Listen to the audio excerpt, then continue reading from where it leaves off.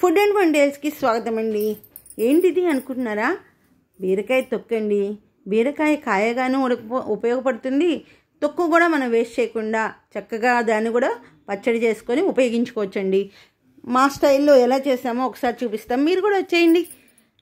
ఒక 10-15 ఎండుమిరపకాయలు తీసుకొని జీలకర్ర, వెల్లుల్లిపాయ రెబ్బలు, రుచికి సరిపడా ఉప్పు వేసుకొని మిక్సీ పట్టేసుకొని ఈ బీరకాయలు కడిగి ఆరబెట్టుకొని ఆ తొక్కుని మనము మిక్సీలో వేసేసుకొని మొత్తం మిశ్రమం అంతా ఇప్పుడు పొయ్యి మీద బాండీ పెట్టుకొని బాండీలో నూనె వేసుకొని ఆ నూనెలో ఈ పట్టుకున్న మిశ్రమం అంతా మనము మిక్సీ పట్టుకున్నదంతా చక్కగా బాండీలో నూనెలో వేయించుకోవాలండి. జీలకర్ర వేసి వేయించేసుకొని దాన్ని వేడివేడి అన్నంలో నెయ్యి వేసుకొని తింటే అండి చాలా బాగుంటుంది.